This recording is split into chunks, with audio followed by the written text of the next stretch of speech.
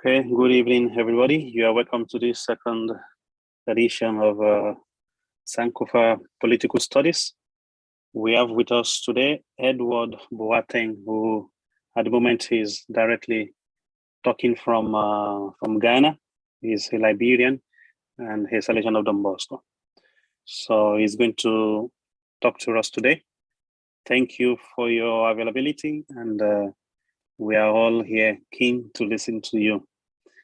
Diamo un benvenuto a tutti che siete venuti a partecipare a questa seconda edizione per questo anno accademico di Sankofa Political Studies. Abbiamo in mezzo a noi Edward Boateng, che stasera ci parlerà. Siamo pronti per ascoltarlo e anche lo sappiamo che anche lui è ormai pronto per dare il suo meglio. So, Edward, you have the floor and you can now start.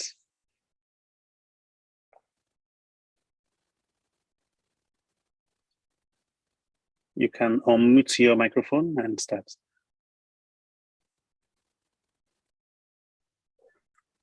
So good evening to you all. How are you? Oh, fine. Good evening. Good evening. So welcome to the section 2 or the phase 2 of the Sankofa Political Studies. And today I am Edward K. Boateng, as you rightly mentioned. I'll be lecturing you on the fact of blackness, an exposition of Fanon's black skin, white marks. So in our previous lectures, we were introduced already by Reverend Felix, on this influential book titled Black Skin, White Marks, a book which has found a very honorable seat in African and colonial studies. Reverend Olamide Felix did well to give us a summary of the book, laying emphasis on the chapter 4, which is titled The So-Called Dependency Complex. We were as well made to understand that the work was based on philosophical and psychoanalytic theories, to add with a powerful poetic touch which heightened the thematic concerns of the work. All these were done to describe and analyze the miserable condition of not just the African, but the black man in general, the color. So already we are familiar with the life of Frantz Fanon, as was delivered in our last lecture. We shall go on to reflect on the chapter 5, which is titled The Fact of Blackness. It is good to note that Black Skin, White Marks was published at the time of seismic revolution from 1945 after the Second World War, when European powers were weakened by the war, to the 1950s and 1960s, with colonies mounting pressure on their colonies. So many of you are aware of Black revolutionary actors, the likes of Osajifo Dr. Kwame Nkrumah, Julius Kambarage Nyerere of Tanzania, Nnamdi Azikiwe of Nigeria, Jomo Kenyatta of Kenya. These were frontliners in the African liberation struggle, not only Africa, but it was against the backdrop of this that Black Skin, White Marks as well came to the forefront, because it was published around this time. That was around 1952. Now we go into this chapter 5, the fact of blackness. I will give you an outline of the entire chapter and the concerns, the thematic concerns of the chapter. The 5th chapter of this work focuses on the dehumanization, objectification, racialization, epidemialization, negrophobia, and corporal schema of the Black. And I know we will be very concerned about the meaning. So this will lead us to what we call the conceptual analysis of the terms that have been mentioned. Please note, because these terms, they mean a lot, not only to us here, but the author. First of all, when we say dehumanization, what do we mean? What does it call to mind? Dehumanization means simply the process of depriving a person or group their positive human qualities, or simply put, depriving one of his or her humanness. the action of degrading someone to the status of a male object. That is objectification. That is the next on the list. Then what do we mean when we say racialization? So racialization is the act of giving a racial character to someone or something, the process of categorizing, marginalizing, or regarding according to someone's race. So instead of looking at the person, the humanity, we give a lot of emphasis to the race, the racial background. Not far from this term also is the term epidemialization. You already know what is epidem. So the process in which people of color relativize themselves to the white norm. Now, very key to this is a term that was used not only by Frantz Fanon, but he used it very well in his work. It's called the body schema or the corporal schema. As defined by neurologist Sir Henry Head, it is a postural model of the body that actively organizes and modifies the impressions produced by incoming sensory impulses in such a way that the final sensation of body position or of locality rises into consciousness charged with a relation to something that has happened before. Now that we are already familiar with these terms, we can go strictly into the fifth chapter. The fifth chapter of Black Skin, White Mask begins with the most pregnant narrative. Dirty nigger, or simply, look, a Negro. Now this is Frantz Fanon explaining. He said, I came into the world imbued with the will to find a meaning in things. My spirit filled with the desire to attain the source of the world. And then I found that I was an object in the midst of other objects. Sealed into that crushing objecthood, I turned beseechingly to others. Now you remember the term we're making the reference to the terms. Objectification, the objecthood. I came into the world and viewed the way to find meaning. But he's subjected to objecthood.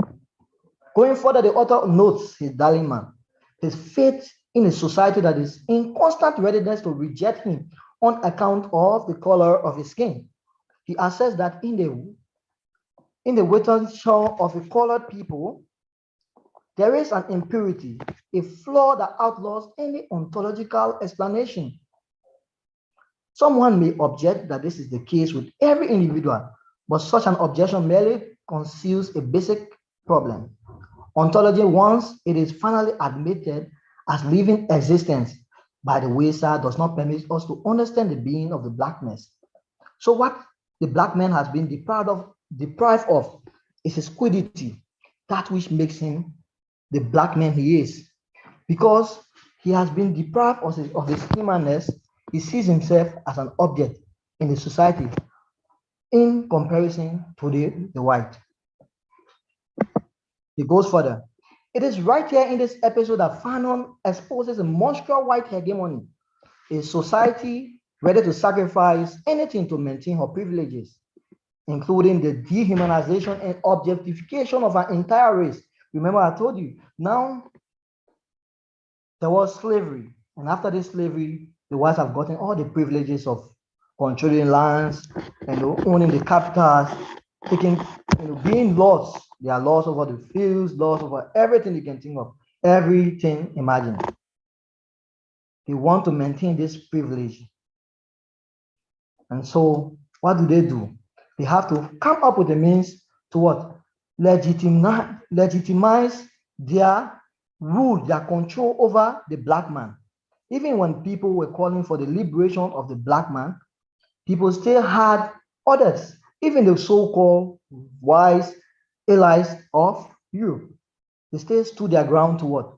They stood their ground to defend that the Negro is a being that is subjected, that is inferior to the being of the white. So he needs a constant guidance by the white. He needs to be guided by the white person. But then there is something that comes to mind also. In the white world, the man of color encounters difficulty in the development of his bodily schema. The consciousness of the body is solely a negating activity. It is a third person's consciousness. The body is surrounded by an atmosphere of certain uncertainty. See the paradox, certain uncertainty. So he's so certain that he does not even know what he's doing. And he does not even know his persona. He does not even know his being fully, because he's in a constant, a constant state of being rejected, a constant state of being humiliated. Even a very sound person can lose his sanity in cases like this. This is why Frantz Fanon took the other route. Unlike other people that were calling for liberation and this, he went to the roots of the problematic. What is the root of the problem? This is a problem that was born, that was bred by the white people in a society that taught the whites that the blacks were inhuman. All they knew were to be subjects, to be inferior. They had no culture. So he had to go back to that psychology to allow the black man to free himself. Before you can even talk about any other kind of freedom, you have to work on the mind. So that is why he took this route. Look, a Negro, it was true. It amused me. Look, a Negro, the cycle was dramatic. Imagine you being in the midst of people and then everybody is then look at you as if you are some devil. So there's the reality here. Frantz Fanon sees himself in a place, and then the child calls to the mother, Mama, see the Negro, I'm fighting. He's going to eat me, he's going to chew me. Mama, he will kill me. So if a baby can say something like this, then you know that from the initial stage of the person's growth, he has been made to understand that the black man is a monster. The black man is not a friend to him. The black man cannot be trusted. Fanon brings to our attention the fact that the black man has been reduced, relegated, objectified to a thing. Worst of all, a monster whose presence induces fear. But this is not a new phenomenon. The pragmatic and plausible theories of Fanon reveals far more than we can comprehend. In contemporary diasporan literature, we can see how this affects the mind of even newer generation of the whites. I mean, in our own 21st century. So I will give you an example. In her poem, They Killed a Black Man in Brooklyn Today, Patricia Jabba Wesley mourns for the modern American society that has grown with the black man stereotypes, hence subjecting the black man. So you get this poem from Patricia Jabba Wesley. It says, a policeman had just killed a black man in Brooklyn today. Another black man shot and killed in America, where we must stop our car so a squirrel can cross a busy highway. But another policeman in America has just killed another one of our sons in Brooklyn. When my phone alerts me, I feel my belly button turning hot, my legs buckled, and I could feel my own fingers trembling around the curves of my phone. Suddenly, I forget my son's number. I forget the way to call my own son in Brooklyn. My mind tells me it cannot recall how to push the call button. Going further, you hear what you say. To be a black woman is to be a woman ready to mourn. To be a black mother is to go to bed with your head halfway on your pillow. To be a black mother in America is to stand between night and day, waiting to see if the policeman will not kill your son today. They say a black man was shot in the city so populated by good black men. They now must empty bullets into them. Into another black man. They say a policeman in Brooklyn has decided to shoot a black man because there was a suspect on the run, or because he was holding up something, or because he was taking something out of his own pocket, or because he was just a black man. In her dash, the writer continues, there should be no black men in Brooklyn if there is a suspect on the run. There should be no black men in America when there is a suspect on the run. One black man was killed today in Brooklyn, but on TV, there is no news. There is no news of the black man killed in Brooklyn. On TV, white people are talking about white people. But somewhere all over America, a black man will be shot the way a black man was shot in Brooklyn. On TV, white people are talking about white problems while a black man swallows a bullet, while a bullet swallows the life of a black man in America. Wow. But you have seen something there. There is a very interesting line in the beginning of the poem. She said in America, where they have to stop the car for animals to pass, this same country, see the hypocrisy. The same country that stops car for animals to pass is the same country that kills a black man every minute. To tell you the black man is nothing but an object, objectification of the man because of his bodily schema. Going for why this monstrous act against humans? Fanon gives us the answer. The black man has been criminalized by the scholar. The scholar sold him out. The man, in an attempt to justify his wrong, denigrated the black from the allies to the commoner. One thing is sure, that the black man is an inferior. It is very sure, even the poorest of the whites will see this. Addressing this problem, Fanon sees the irrational rationality to which even the so-called great minds succumb.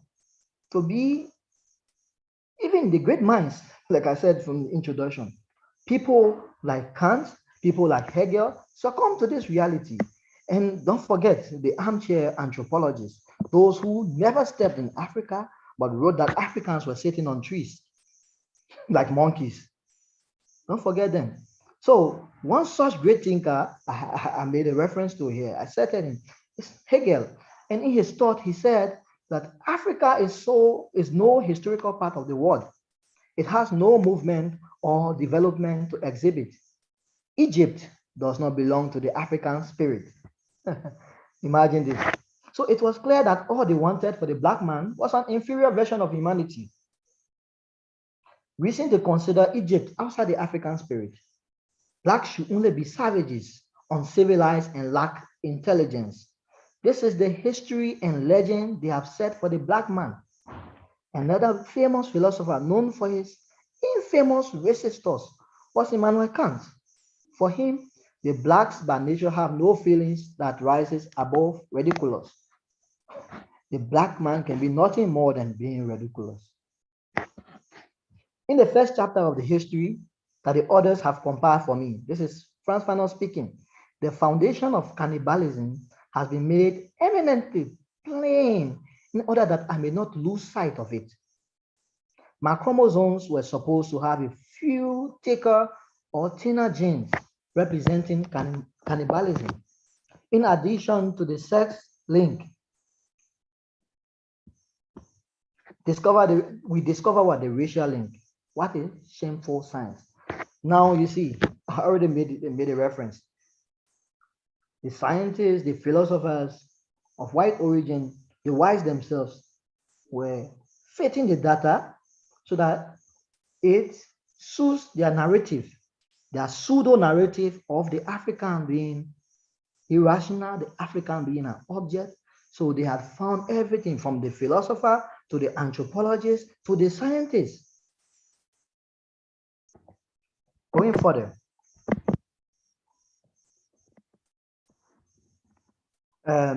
there is already, as I've mentioned, they have made the black man to appear like an object, but not only that, the fact that they attributed some indicators that the black man is violent in nature, he's a savage. So if you see a black man, what comes to your mind is savagery. If you see a black man, what comes to your mind is he's violent, he's hypersexual, and irrational.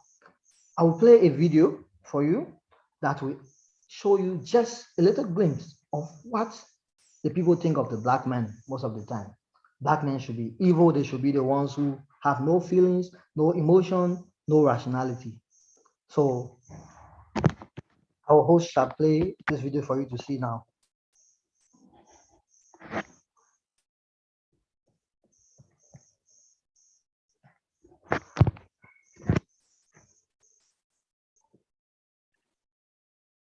Do you want me to play?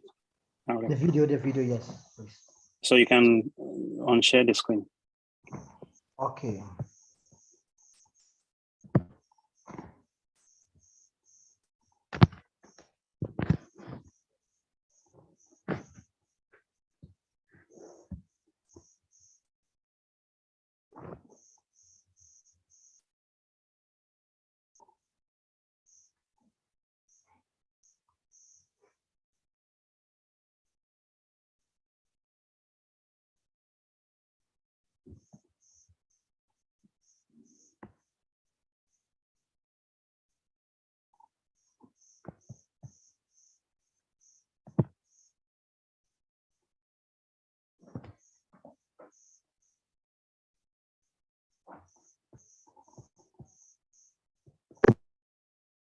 To the Western world. I am an African man. I am an African man. I am an African man. I am an African man. But do you know who we are? If you've only seen us in Hollywood movies, This is what you might think of us. Machine guns. we shoot our machine guns from trucks. We shoot our machine guns from boats. When you run out of bullets, we shoot rocket launchers. We are obsessed with violence. We hate smiling. Smiling is stupid. We are fantastic role models. We only speak in one-liners, and when we speak, we sound evil. What did you say?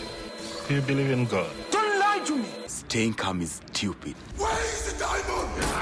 Where is the diamond? What is left? However, there is nothing more dangerous than a brave Western protagonist. We're talking to you, shirtless Matthew McConaughey.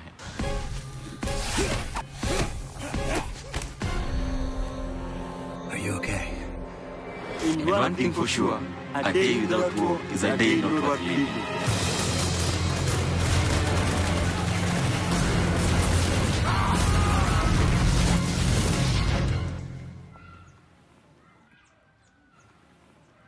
But you don't really think of us that way, do you? We are likable and friendly guys. And we are even on Facebook. We have more than a stereotype. Let's change the perception.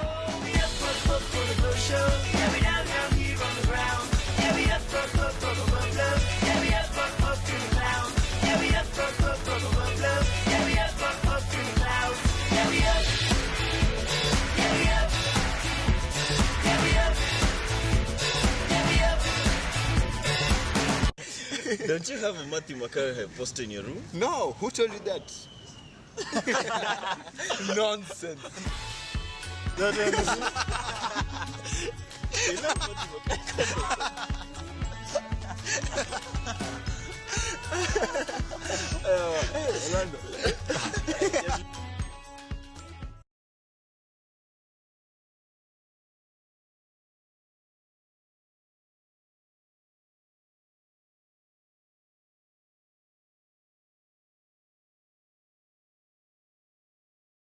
Your microphone is off.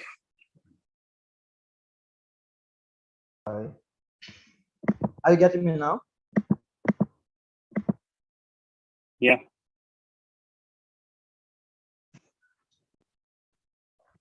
The white man, the negrophobe, has succeeded in stereotyping and misleading generations against the black, as evident in the video scene.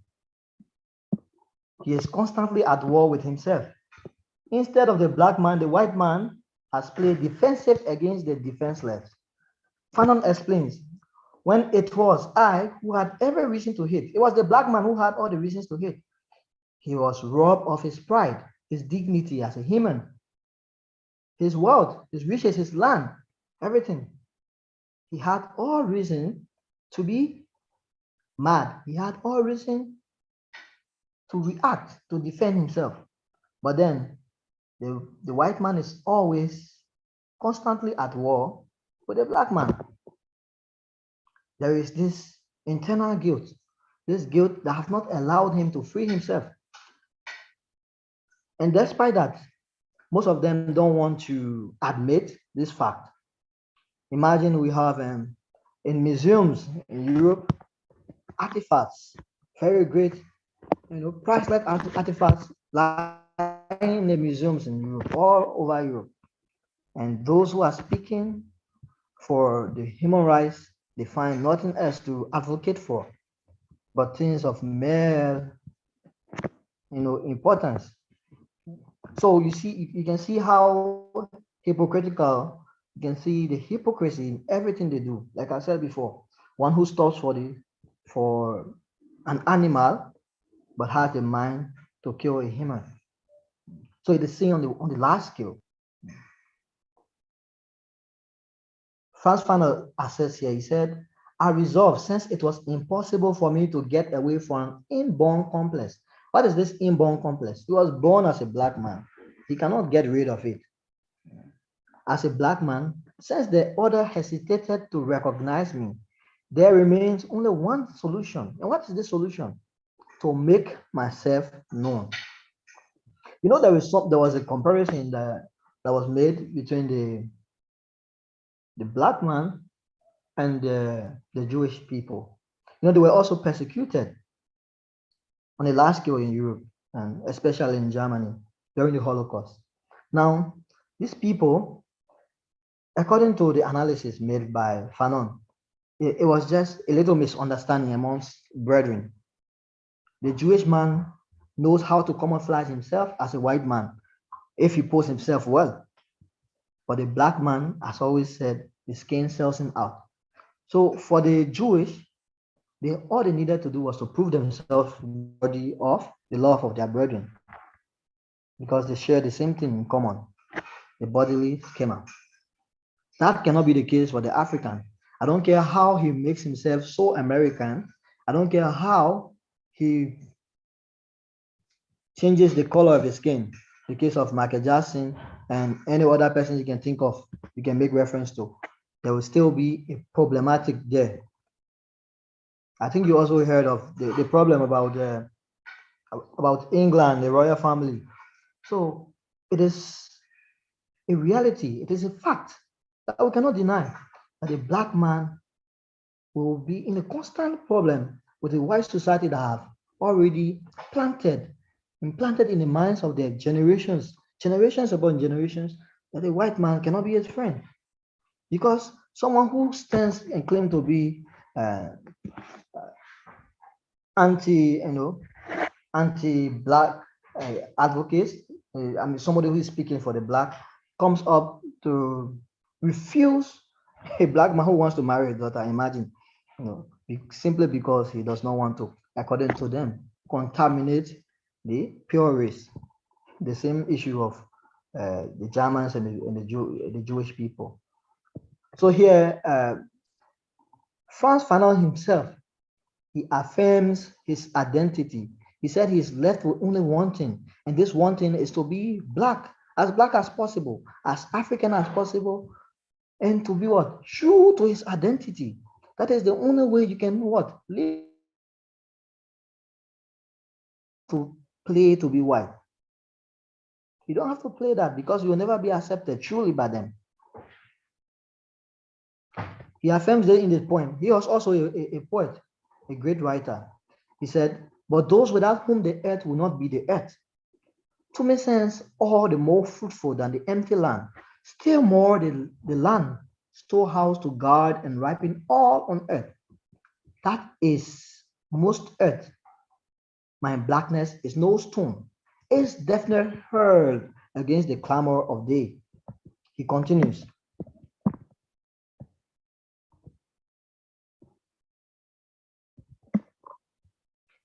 That is most earth. My blackness is no stone. It's definitely hurled against the clamor of the day. My blackness is no drop of lifeless water on the dead eye of the world. My blackness is neither a tower nor a cathedral. It trusts into the red flesh of the sun. It trusts into the burning flesh of the sky. It hollows through the dense dismay of its own pillar. of patience. In yet another powerful tune, he affirms, Africa, I have kept your memory. Africa, you are inside me like the splinter in the wound. This is Fanon speaking. Like a guardian fetish in the center of the village, make me the stone in your sling. Make my mouth the lips of your wound. Make my knees the broken pillars of your abasement. And yet, I want to be of your race alone. You see, this is a strong statement. He does not want any other race. He's satisfied with his race. He wants to be who he is. He is not going to play African, European, or European, African, or any other person, but African. Land, he can truly be accepted as a human person, as an equal to his fellow brethren. And yet I want to be of your race alone, workers, peasants of all lands.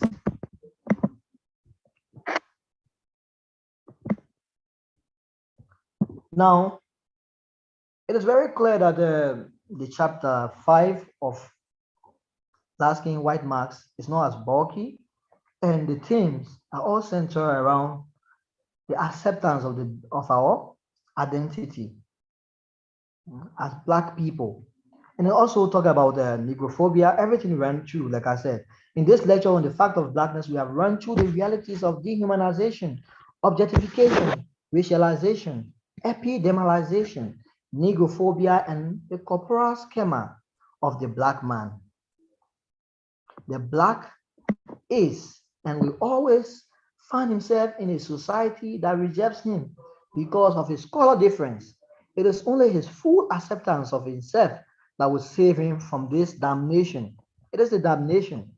It is like a curse placed on someone. Like you say, the sorcerer curse this person that anyone sees him, they will run away from him. Imagine the baby, you remember at the beginning, oh mama, that is an African, a Negro. He wants to eat me. It's as if you have cursed somebody as soon as he's saying he is rejected, he's not accepted. So the various narrative and references running through this work all reveal this reality and cause the Black man to a consciousness to accept one fact, and that is the fact of his Blackness, the quiddity, that which makes him who he is. Without this, the Black man will be everything other than himself. Here's the conclusion. If one can prove otherwise, the floor is open for us to see. But the fact remains that many have tried, had attempted to do this. And at the end of the day, the Blackness is still revealed. Meet my Black friend. So, dear friends, we have come to the conclusion of this lectures, and the floor is open for us. If there is, the host is here. I don't know what we are going to take questions now, or you're going to go for a break or something. But yeah, I remain Edward K. Boateng. I'm a librarian currently in Ghana, and I was a lecturer for the night. Thank you for listening and following this program, these lectures. We hope you follow subsequent lectures from the Connect Africa Foundation, Sankofa Political Studies. Thank you very much for this wonderful presentation. You spent such a short moment to elaborate and to also incorporate some other authors, not only Fanon, but also you brought in some poets, some other people to back up your point. So thank you very much. And I think the floor is open for whoever wants to ask a question, make a contribution, or just to express something. Or maybe you are also, I don't know, at a personal level, also reflecting on some of these things. So the floor is open, and if anybody also wants to give any kind of comment. Quindi anche per le domande, se qualcuno vuole fare la domanda in italiano, si può fare in italiano o in francese. Ci saranno delle persone che faranno la traduzione. Quindi abbiamo sentito quello che ha fatto, ha voluto anche presentare sia il pensiero di Frantz Fanon che anche mettere insieme alcune persone che hanno sottolineato la stessa cosa, quindi ha fatto un ben lavoro, un buon assunto, diciamo. Quindi abbiamo tutto il tempo per noi, per fare delle domande, per anche contribuire anche qualche pensiero.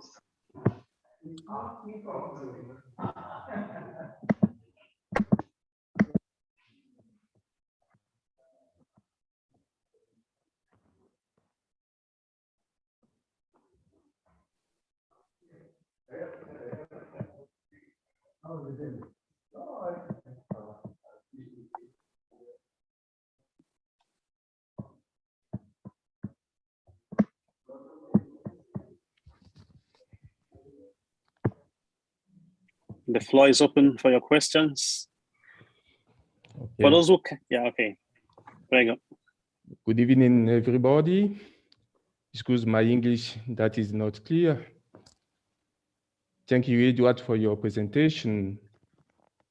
I would like to make a small contribution.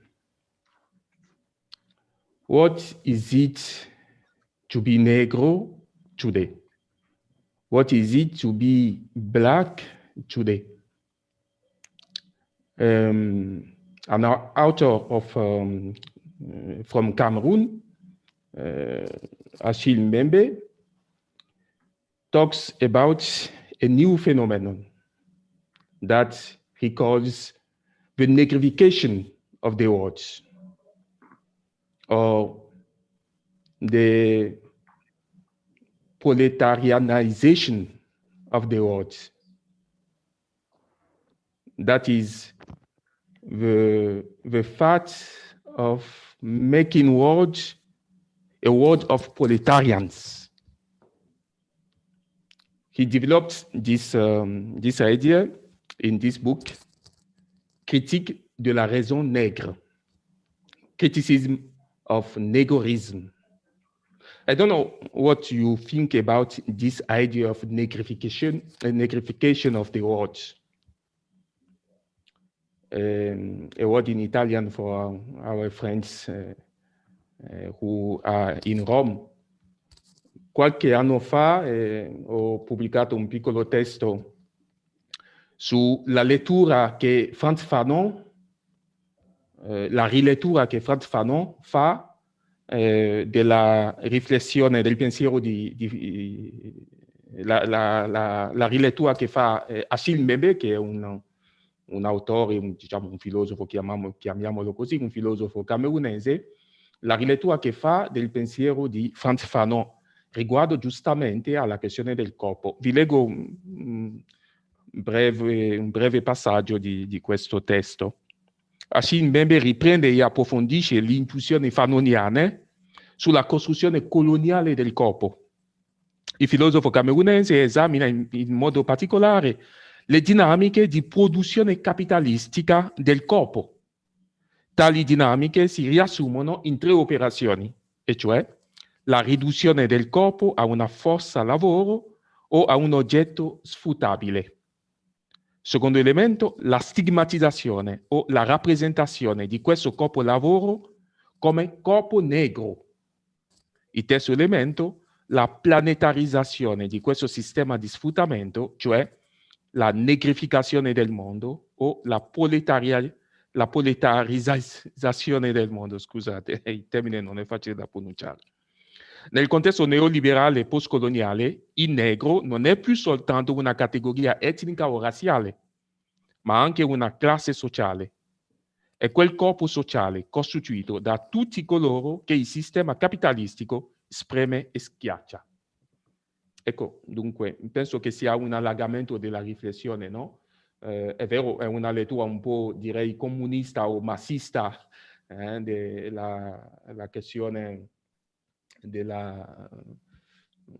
dell'esperienza del nero o del negro, non so se questa analisi sia davvero un'analisi condividibile, ma ecco, chiedo a Edward di dare il suo parere sulla questione. Il fatto di dire che ormai il negro non è più soltanto l'uomo di provenienza africana o l'africano, e che il negro è ormai qualunque persona sfruttata nel mondo, non so se sia una soluzione, se sia una riflessione condividibile a 360 gradi. Ecco, so Edward, you can answer the question if you want. What it is for you to be Black today, and what do you think about this idea of negrification of the world? Thank you very much.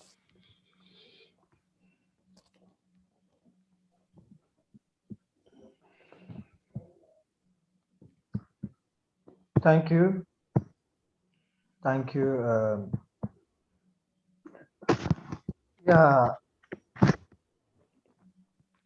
you said negrification of the word. Yeah. If I understand, trying to break down the word, that is it the attempt to make the word a word of Negro or something? No. Yeah, Edward, that was the last part that he said in Italian, that he's saying, now today, anyone who seems to be oppressed, anyone who seems to be belittled, seems to be classified as Negro, that it has gone beyond what has been the discussion before. Okay, so that's what what is I your was view? asking. Well, did he mean the word or the word? That is what I was asking. Sì, è della parola o del mondo? No, del mondo, the world, mondo, the world. The world. The The world. So there is trying to borrow the concept of the Negro, yeah, you know, to qualify it with anyone who's faced with oppression. I mean, exactly. For me, I see it as another labeling. We have to avoid labels. Labels have caused so much already for us. I tell you, if you mention the word Negro, already it has it's a derogatory term. In fact, people who know the historicity of this word would not like to be called niggers. I'm surprised that our young people today will be calling themselves nigger this, nigger that, and this. We shouldn't allow that to be used in any way other than the way it has been known. And the way it has been known previously is not even one that brings honor to the Negro. So it is only adding to the many labels that are there. I don't know if it appears to be a form of advocacy or should I say calling for pity or consent of something that a Black man has suffered or something, but I don't think we should add many labels to the labels that are already there. That's my own view. That's my own view. I feel there are too many labels for the Black man, too many labels.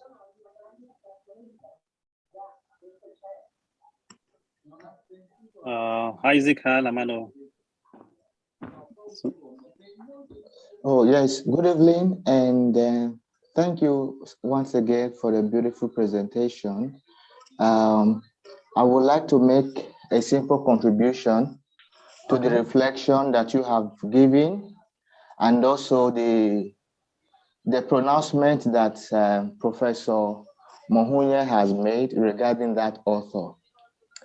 I think it is interesting that someone is able to expound the implication of the experience that the Black people felt, both on the continent and the diaspora, which was basically that of exploitation and dehumanization. And to such an extent now that other parts of the world where such an experience occurs, a reference is made, you know, a kind of homage is given in respect of the people who have suffered this the most. And the name that is given to this is Negro.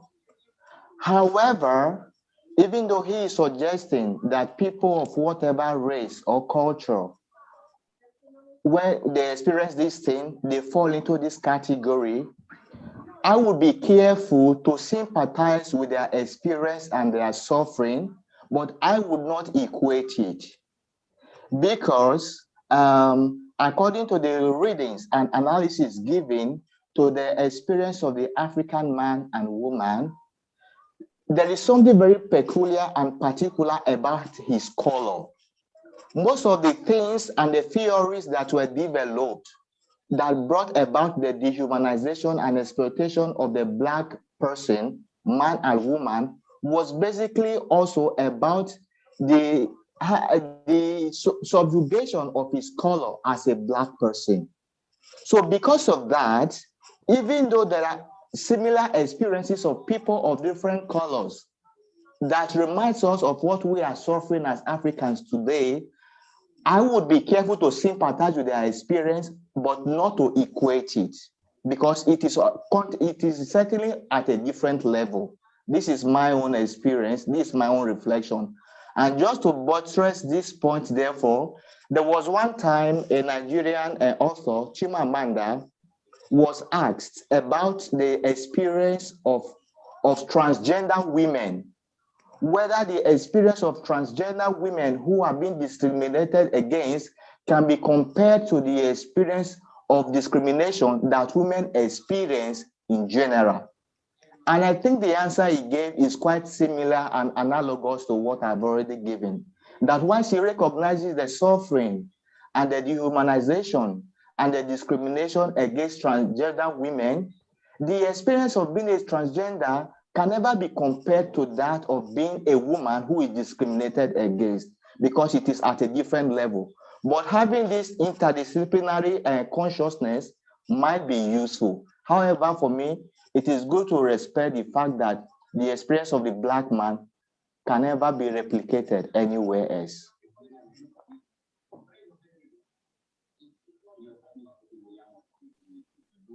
Thank you. Thank you very much. Felix, we have Felix there. Yeah. Let me first, can you hear me? Yes, we can hear you. Okay, thank you. Let me first say a very big thanks to Edward for the beautiful exposition and giving also a sense of continuation to the work. It's very beautiful for the exposition and analysis he has given, especially that interlude of the video, showing. As regards the contribution and question of Don Venas, I think it is both.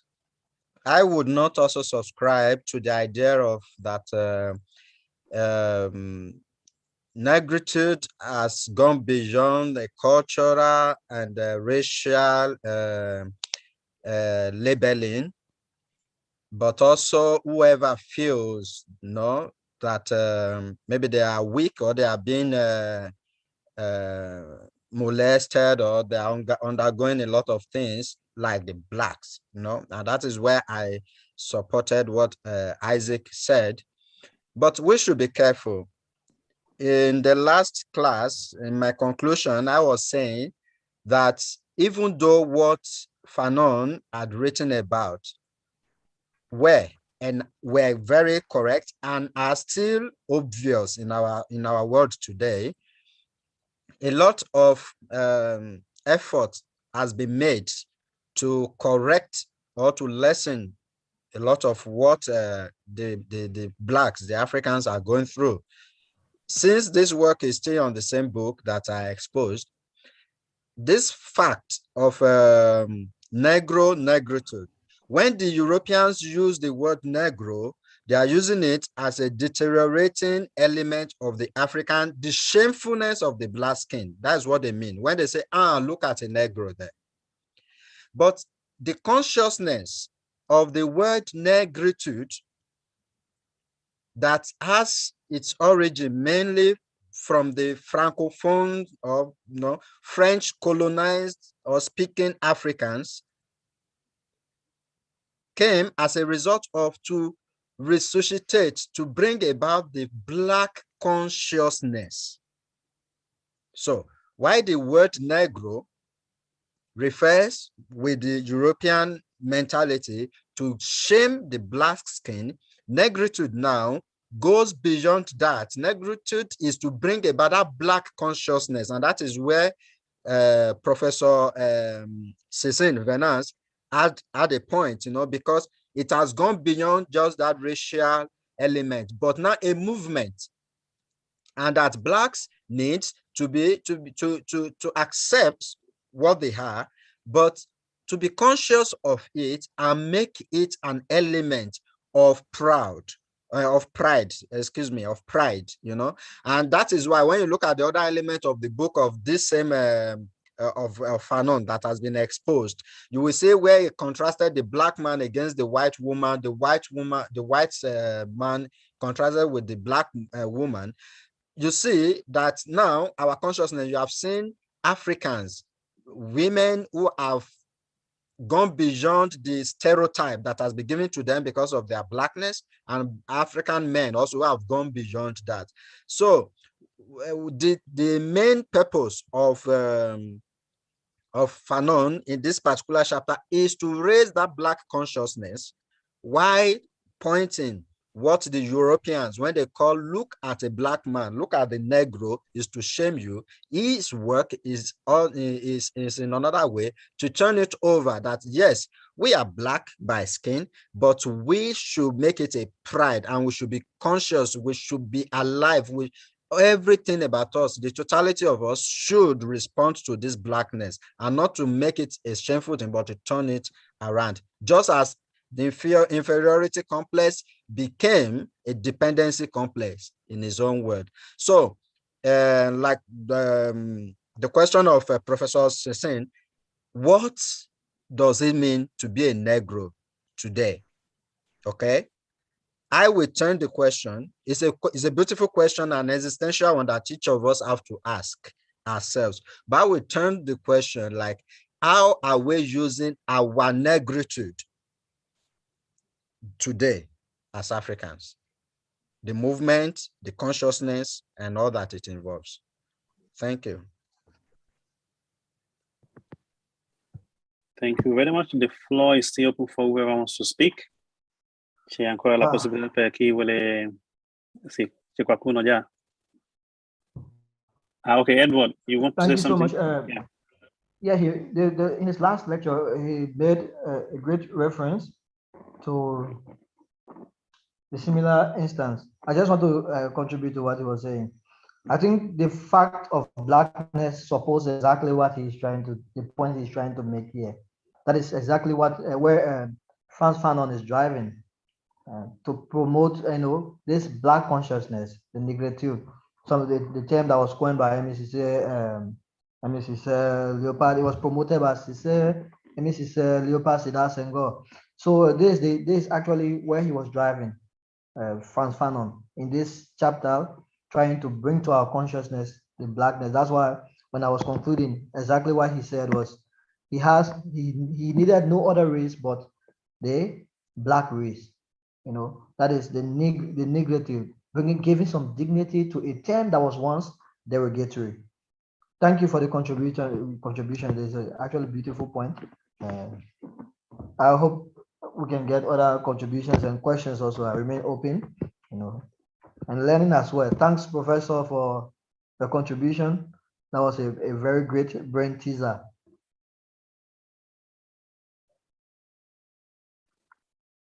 Thank you. Thank you very much.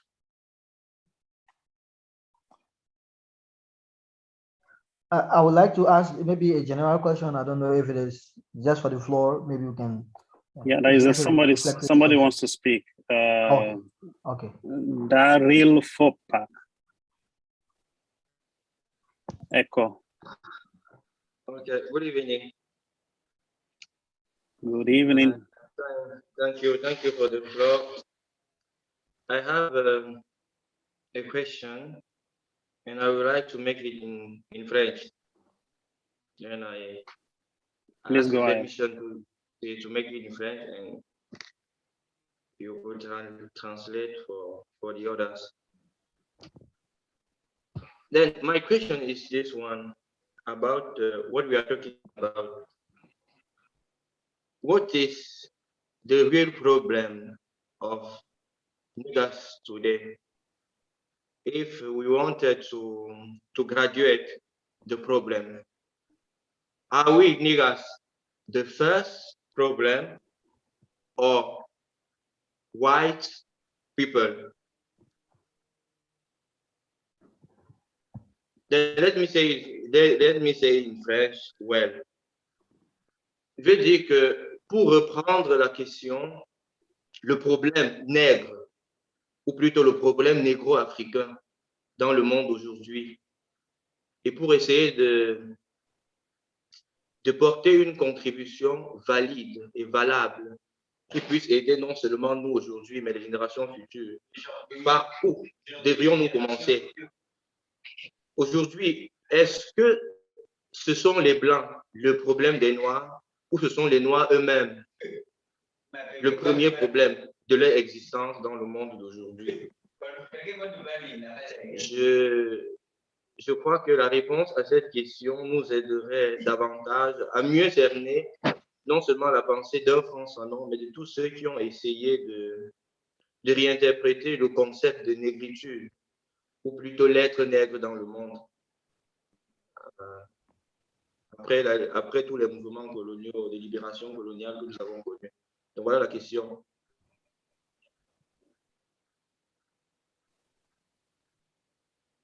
Thank you for the question. I don't know if everybody is clear from the first one. No. Ok, magari anche, non so se Bertè vuole dire qualcosa sulla domanda e poi per elaborare. Sì, allora, se ho percepito bene, la domanda è questa, no? E il problema della negritudine o del negro oggi è il nero in quanto tale o è del bianco? Se la negritudine è un problema oggi, di chi o da chi, da parte di chi si trova veramente il problema? Il problema è il nero in sé o il bianco che ha uno sguardo sul nero, o il nero che forse ha questo complesso di inferiorità in tutto quello che segue dietro questa postura. Just it's almost like the same thing you said at the beginning, just for Edward, in case you want to respond, that what is the main problem today? Is it the problem of the Negro himself, the fact of being Negro, or the problem of the white who sees him with that kind of a way he looks at him as Negro with his own kind of meaning? So where lies the actual problem? Is the real problem in the fact that one is Negro, or it's something of someone else? Okay, there is a very good question. The problem is not in the fact that one is Negro. In fact, the fact of blackness here it is about the perception of others.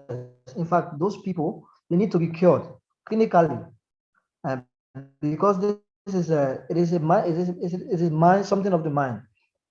That is why you see Frantz Fanon took a psychological path to handle this matter, because it is not just a matter of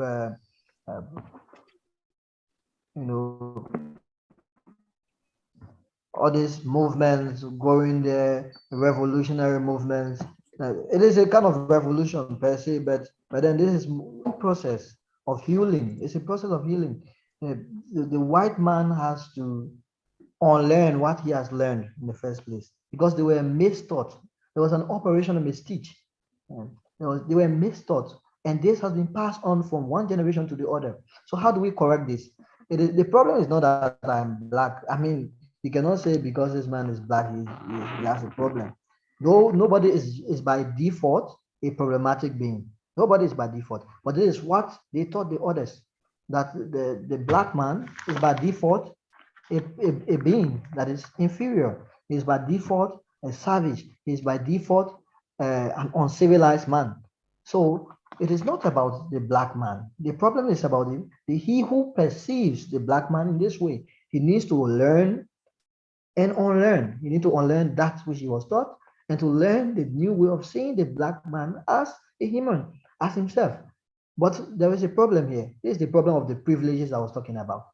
The white hegemony they have benefited so much from these privileges of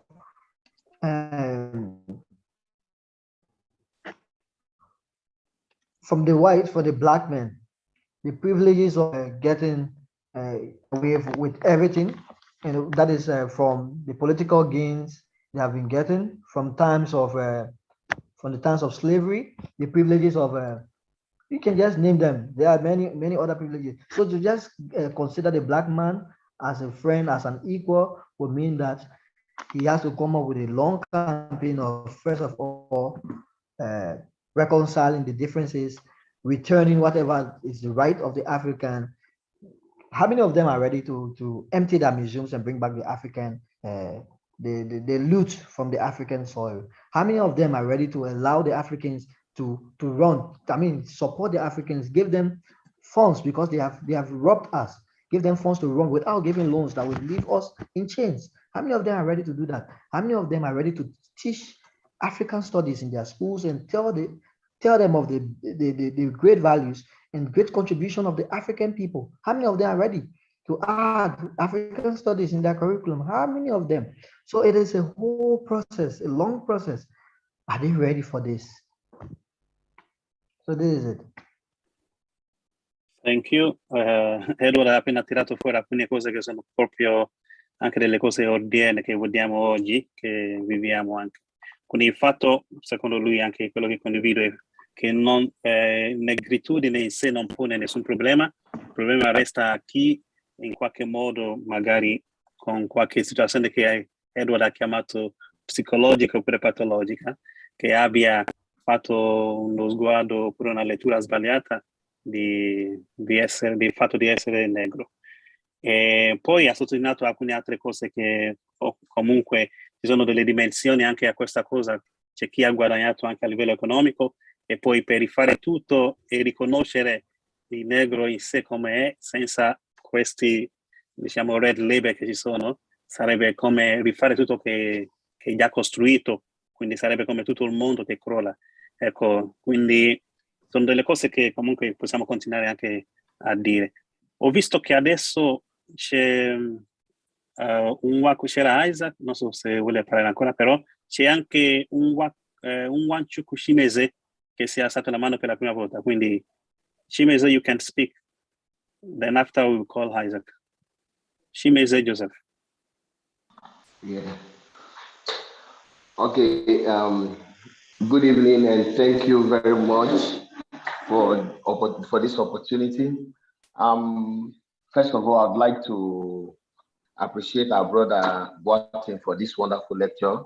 Actually, I was following it on YouTube, but I just wanted to contribute. That's why I switched to the Zoom so that I could make my contribution. I had wanted to ask a question, but some responses I had when the professor asked that question, that what does it mean to be a Negro today?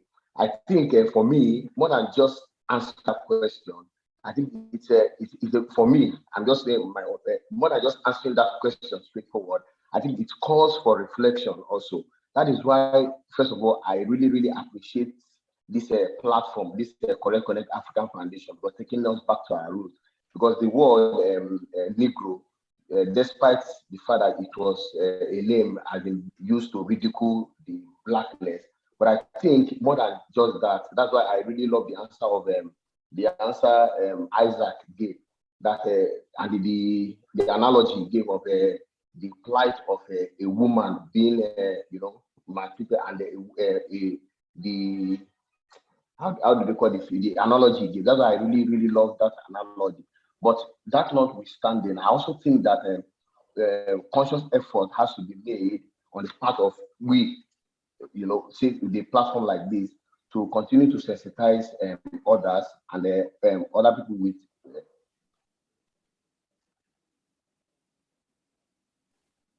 Thank you very much. Isaac? Yes, thank you. And just a little contribution once again to the question of that brother, the question I was asked in English and then in French. And I would like to treat it from this perspective, not from the perspective of negritude as a movement or as an ideology, but the way I understood this question was more about two categories of person, you know. What is the problem of the African person today? Is it the African himself or the Europeans? So if I am to approach that question, I would say that there are two ways to look at it. What I would like to call the immediate premise and the remote premise. And by immediate premise, I would like to argue that the problem of Africa today and Africans, therefore in general, is Africans themselves, okay? Because in a way, the period of oppression has passed, and therefore the burden of liberation is now laid upon us to free ourselves to move on. But this is only an aspect. But when we now talk about the remote premise, which is the fact that even what we are suffering today, even in our own level of consciousness, is something that has been planted and engineered many years ago, of which we are still reaping the repercussions today. So I would like to say, therefore, that the problem of Africans is Africans themselves who have continued to perpetuate this chip of oppression and inferiority that has been implanted and engineered in us. And therefore, we need to liberate ourselves from ourselves. We need to liberate ourselves from laziness. We need to liberate ourselves from ignorance. And I myself inclusive, I know how challenging and difficult it is for me. There are certain things I have already absorbed, and it's so difficult for me to deny them or even to put them aside. However, if we have to talk about truth and restitution, it is also good to say that the structures that are in the world today, even with this concept of globalization, that even though we make efforts to free ourselves, it is not enough, because the damage that was done many years ago are still very much alive today. So it is not an attempt to put blame on any particular person, but it is just to recognize the fact, you know, that we have our own role to play, but we can never truly realize that if we do not bring people to justice, if we do not bring structures and industries that were responsible for this to justice. Thank you very much, Isaac. It's I think it's a wonderful topic, and we appreciate the way we are all contributing. So the floor is still open for whoever wants to chip in something. Sì, Cune. Prego. Ok, vorrei anche dire qualcosa ma in francese riguardo alla domanda di Fopan. Ok, avanti. Sì, sì.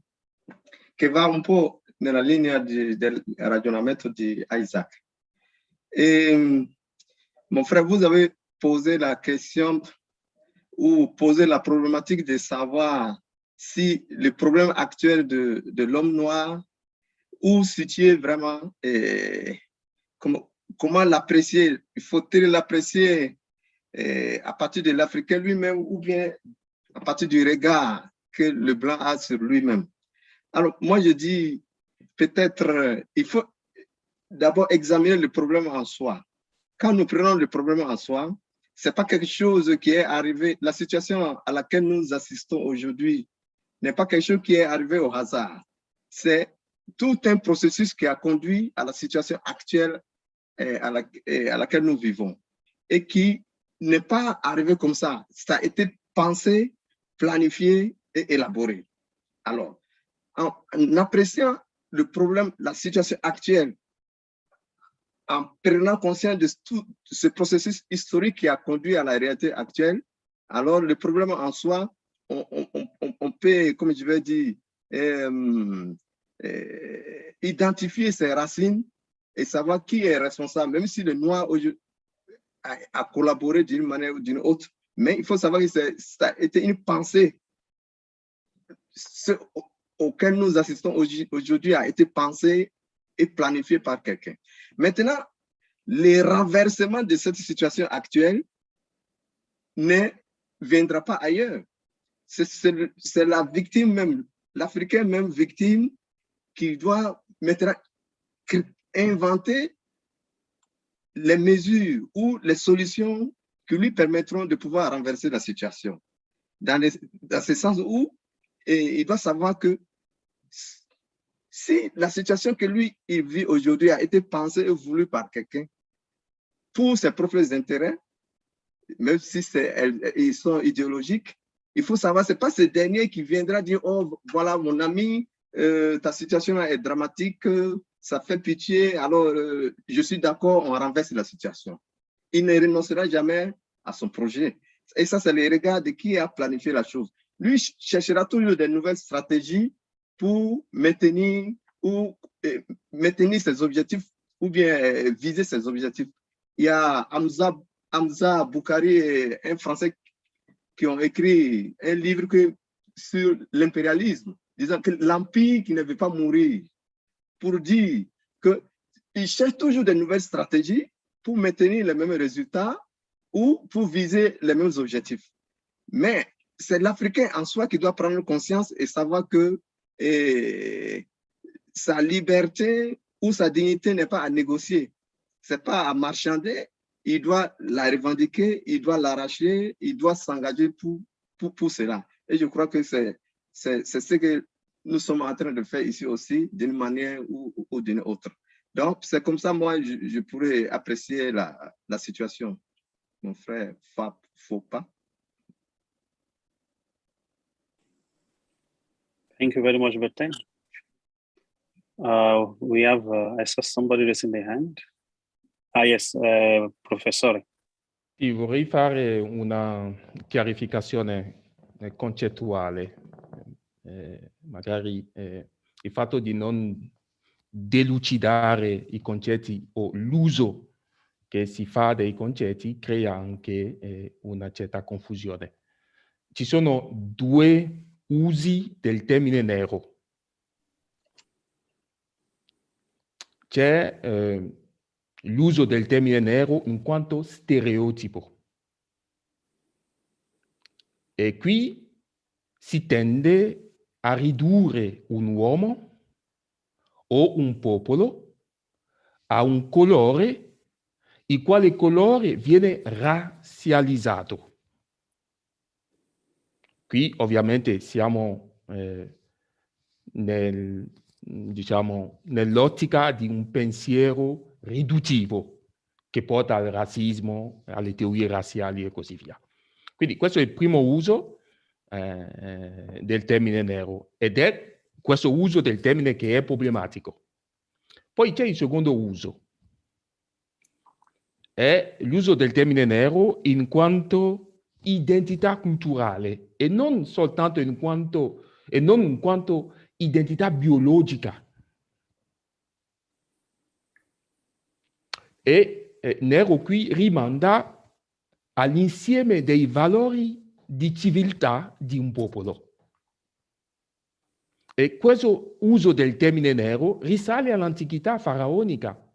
I nostri antenati in Egitto si sono dati il nome di Kemitiu, che vuol dire i neri, e aggiungevano anche Kemitiu Remechu, che vuol dire gli uomini perfetti. Ovviamente è un dato di fatto che, fenotipicamente parlando, l'africano originario abbia una scagione nera, questo si vede.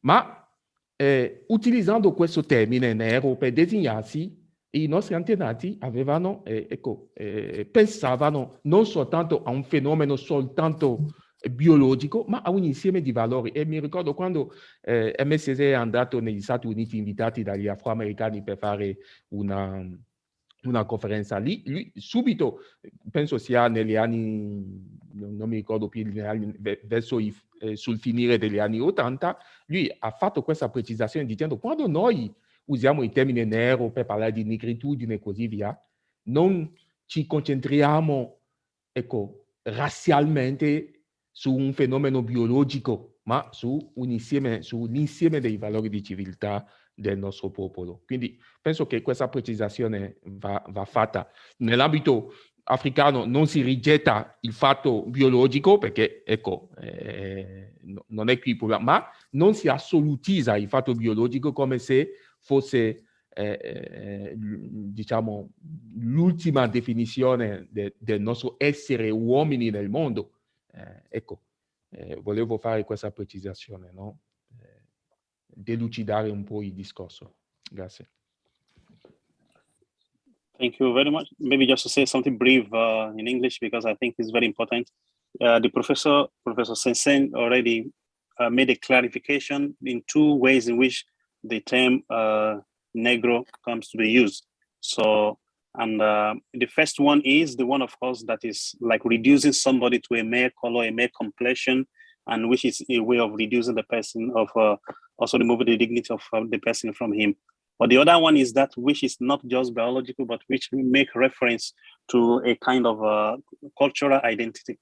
And the one of cultural identity comprises many other things. You can talk of the civilization, the values, and the fact that a person being Black is the reality. And that is, so in that sense, in our context, that does not pose a problem. What poses a problem is the misuse, the way it has been used in a racist form.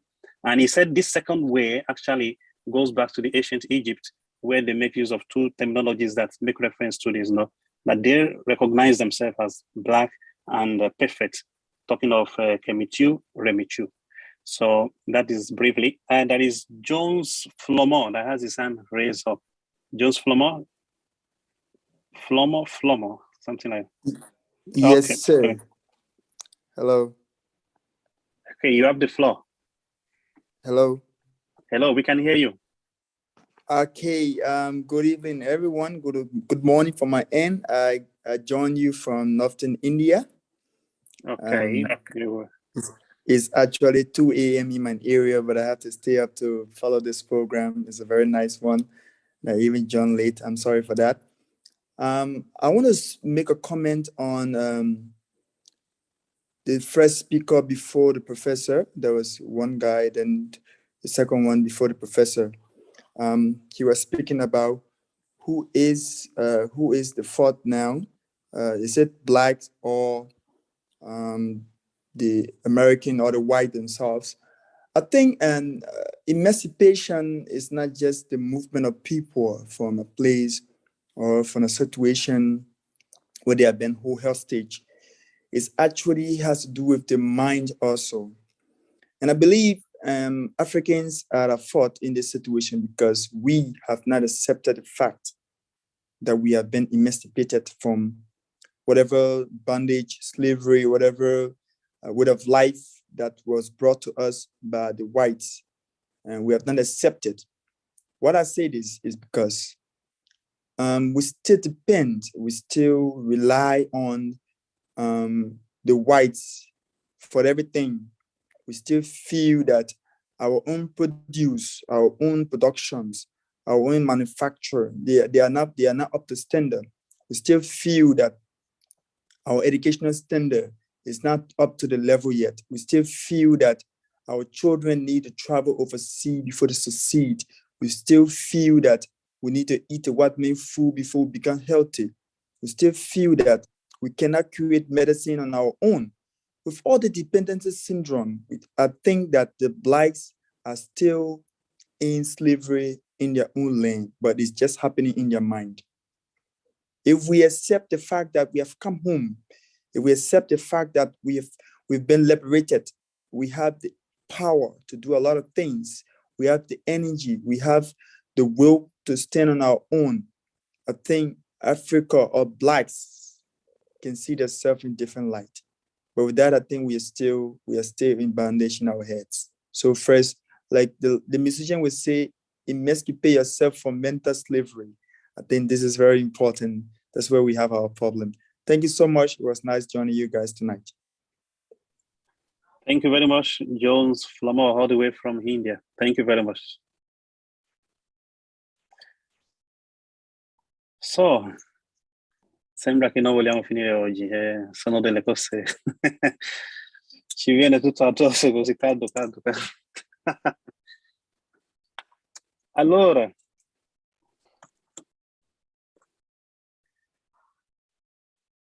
vogliamo passare all'ultima domanda? Ecco. There is this question I had intended to ask on a general scale before.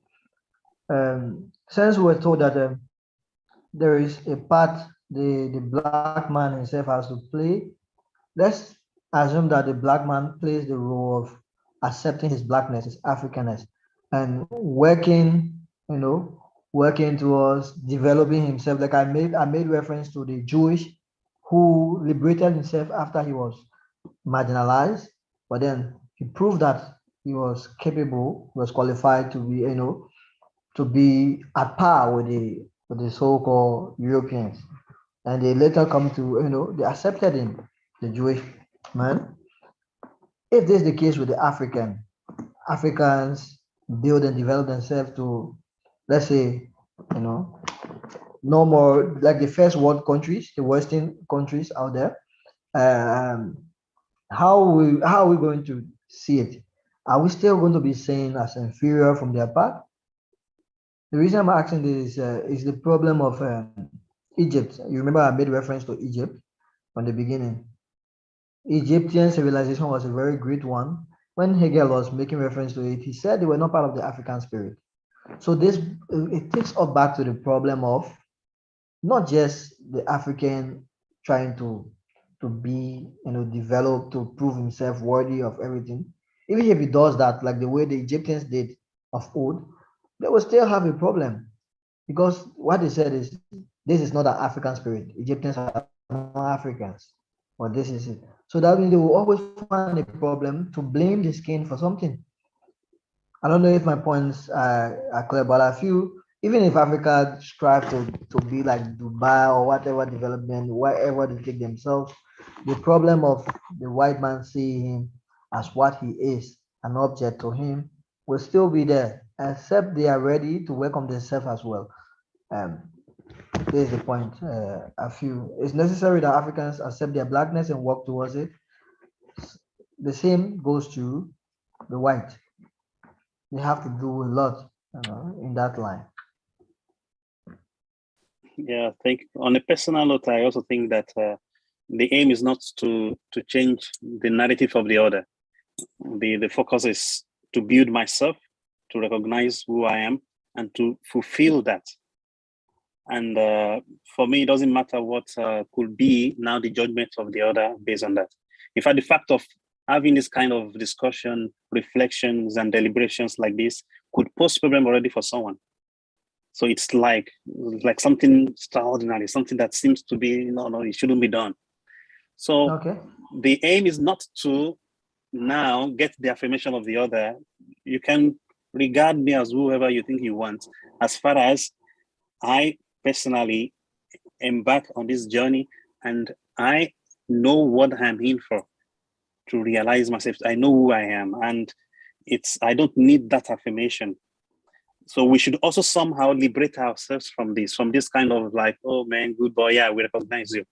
Maybe that is not what we need. Maybe it is more of an inner peace of realizing who you are. It's a kind of a journey that goes from within, really deep within. Yeah, that's just for my own part. I don't know if anybody else say anything. And we've really gone beyond the time, so it's good to also to maybe bring it to an end. But you cannot escape the regular question. The question is, do you now, after all these deliberations, reading, studying, and all the things you have also expressed here, what has remained with you? After reading this chapter of Fat Fanon, what has remained with you as a person? Briefly. That is for you, that is on my part. Edward. Yeah. That is the cake for the presenter. Oh, yeah. Oh, That my own point. The conclusion was not only the points of the summary of Fanon's thoughts, but I feel we have to accept ourselves firstly, to focus on who we are. Build yourself, live, according to your purpose. I'm a Christian. Fulfill your purpose on earth, and whether the next person sees you as an equal or not, you do what you are supposed to do, because there will always be a problem, either from one person or the other. But it does not mean that the next person should not work on himself if he needs to. But I feel that the fact of blackness is raising to my consciousness the negritude, that sense of my Africanness, that I should value it, like he said in his poem. For me, I'm a poet, so that also brought me closer to his thoughts, where he said, "This is the land. There is no other race I belong to but the African race." Like me, I'm saying this to myself, and it appeals more to me that there is nothing else I can be but African, and so I have to live to the fullest to this Africanness that is within me.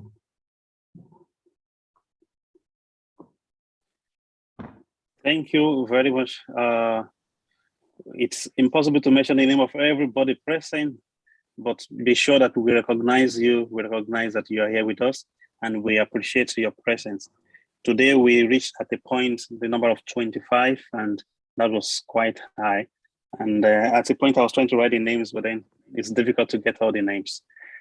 Be sure that we recognize your presence, we appreciate you, and thanks for participating. Just one information, this is the end of the first book of Frank Fanon. We start from the 1st of December, we'll start the second book, which is The Wretched of the Heads, Ludon de la Terre of 1961. So, and the presenter is going to be Dr. Anthony Okonko, all the way from the Institute of Philosophy in Ibadan. He's going to be the professor and the lecturer for that day.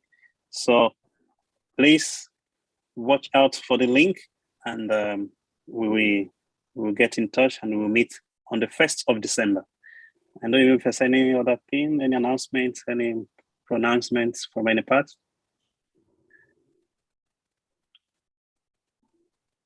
I don't know if the GC also has anything. 1st of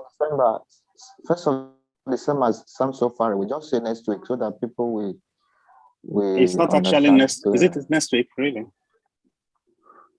It's not. Is it? Oh, it's next week, I guess. No. What is today? Is the 24th? Miracle Lady. It's next week. Okay. Yeah, next week is the next lecture. Okay, next week. Thank you. Thank you very much, Kunle. Just to say that, to start announcing to us of the launching of the Sankofa Youth Journal, which will be on the 11th, right? On the 11th of December. So just to already start announcing it, the new journal will be coming out on the 11th of December. Further information will be given. So just rest assured that you'll be kept. I mean, the information will be reaching you wherever you are. So thank you for your participation. Thank you very much. Il prossimo appuntamento sarà 1° dicembre. Hotep a tutti.